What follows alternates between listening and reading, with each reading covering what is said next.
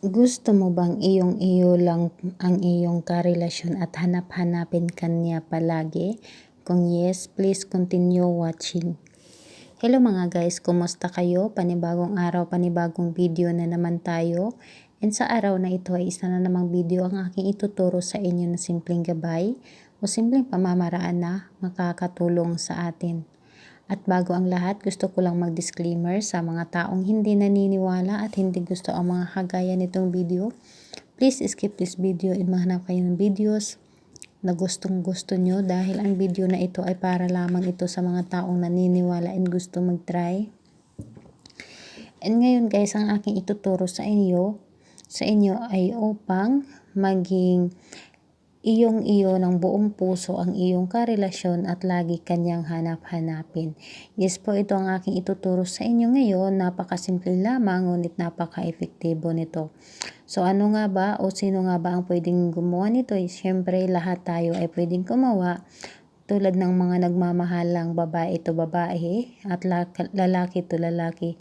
Pwedeng-pwede ninyo ito gawin at lalong-lalo na sa ating magka-LDR. At pwede rin ito sa magkalapit. And syempre sa mga magka-LDR, kayang-kaya ninyo itong gawin para sa inyong mga partner. Upang buong puso kanyang mamahalin at hanap-hanapin kanya lagi.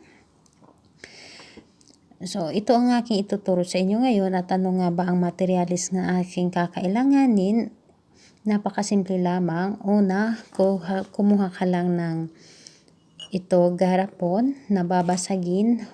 Nakadepende na kung nakadepende na kung anong size ng garapon. Kung meron kang medyo maliit dyan na garapon ay okay na rin.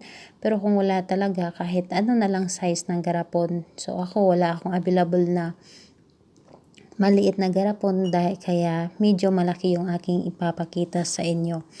So ito ngayon ang aking ituturo sa inyo upang then, kailangan din natin ng honey. So, kailangan natin ng honey at kailangan din natin ng papel at kulay pulang panulat. So, sa paggawa natin dito, kailangan natin dito ay i-ready ang ating sarili o kailangan natin na tulungan ang ating sarili upang mabilis itong mapagana sa atin. At ayun, kailangan na lubos ang iyong paniniwala dahil kapag kulang ka sa tiwala ay hindi ito kaagad nagagana sa iyo. Unless kung 100% talaga ang iyong tiwala tapos positive ka lang lagi, mabilis itong mapagana. So, ang ating unang gagawin ay napakasimple lamang. Isulat mo lang dito sa itaas ang pangalan at apelyido ng iyong target. So, isulat mo lang dito, pangalan niya at apelyido, kailangan totoong pangalan.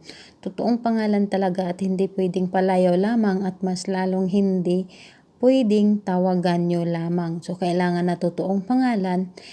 Pero kung may larawan ka ng iyong karelasyon, mas maganda na larawan ang iyong gagamitin dito.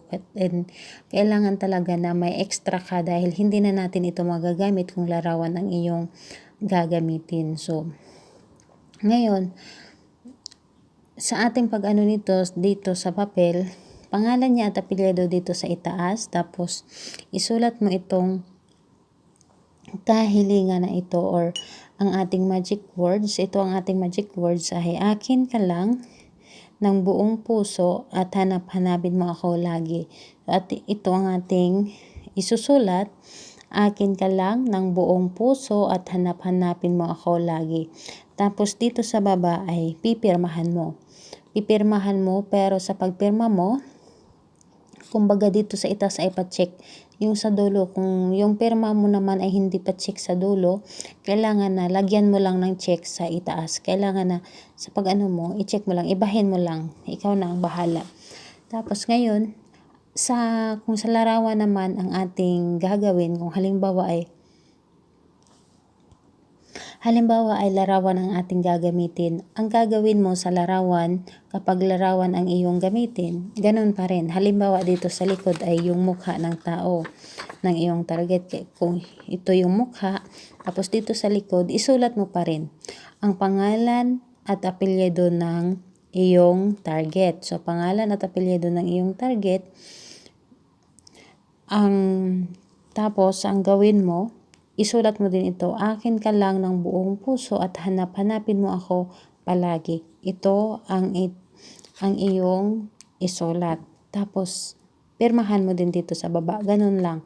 Pero kung papel, ito lang ang ating kakailanganin. Ito lamang. So wala nang, may mga larawan lang yon. Kumbaga dito yung mukha at dito sa likod ang susulatan. So ngayon kapag nasulatan mo na, kapag okay na lahat, kapag okay na ito, tupiin mo lang ito ng 2 or 3 beses. So, ikaw nang bahala na magtupi. Nakadepende sa iyo, 2 or 3 beses. Ikaw nang bahala. So, dito ay tupiin ko ito ng 3 beses. So, ganun din sa larawan. Kapag larawan, huwag mong tupiin yung larawan. Halimbawa, kapag larawan ang iyong gamit, kailangan na paglagay mo dito sa garapon is ito yung mukha. Kailangan na yung mukha ay sa ibabaw. Huwag mong ipataob. Kumbaga, nakatihaya yung mukha ng taong iyong gawan. So, kapag mukha or larawan ang iyong gamit, so kailangan dito sa itaas at wag yung dito sa kailangan na ganito ang paglagay. So, ganun lang din sa tapos pagkatapos kapag nalagay mo na ito dito, ang gagawin mo, kunin mo ang iyong honey. Buhusan mo ito ng honey, lagyan mo ng honey, kailangan na matakpan yung buong papel or buong larawan kung larawan ang iyong gamit. Kailangan matakpan talaga ang buong papel. So, kapag natakpan na ang papel ng honey or ang larawan, ang gagawin mo, itapat mo lang ito sa iyong baba. Itapat mo ito sa iyong baba tapos sabihin mo pangalan niya at apelyido at sabihin mo yung ating hiling. Sabihin mo na akin ka lang ng buong puso at hanapin mo ako lagi. So, i-claim mo talaga sa iyong sarili at pumikit ka, i-visualize mo siya sa iyong isipan. So, ngayon kapag natapos na, ang gagawin mo lamang, takpan mo lamang ito, takpan mo ang ating garapon at kapag natapos na itong takpan, ang gagawin mo, alugin mo ito. Alugin mo ito ng malakas. Kumbaga, alugin mo lang talaga siya na maano lang talaga siya doon. Hindi naman kailangan dahil mahirap naman natin na alugin talaga yung honey, 'di ba? Mahirap. So, basta alugin mo lang siya. Alugin mo at tawagin mo ng ilang beses kahit walang limit ito ha. Walang limit. Tawagin mo ng ilang beses ang pangalan at apelyido ng iyong target at sabihin mo, akin ka lang ng buong puso at hanapin mo ako lagi. Pangalan niya at apelyido, akin ka lang ng buong puso at hanapin mo ako lagi. Ikaw na ang bahala hanggang sa tingin mo ay sapat na ang iyong binibigkas o sapat ng iyong mga tawag sa kanya. So, kapag sa tingin mo ay sapat na ang iyong tawag sa kanya, ang gagawin mo, ilagay mo ito sa lugar na kung saan wala makakakita. Pwedeng sa loob ng cabinet, pwedeng sa ibabaw ng Jora box, pwedeng sa ilalim ng iyong kama. Ikaw na ang bahala. Pwede sa iyong damitan, ikaw na. Kung may basta't hindi lang ito magalaw.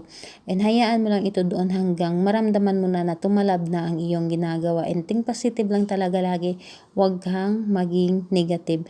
So ngayon, sana ay makatulong ito sa inyo. At kung may mga katanungan kayo, i-comment nyo na lang sa baba upang ma-replyan ko kayo. Sis, kailan nga ba natin ito gagawin? Gagawin natin ito ng Tuesday or Friday ng kahit anong oras, and kung nakita ninyo ay bilog ang buwan, pwede ninyong gawin ito basta't bilog ang buwan.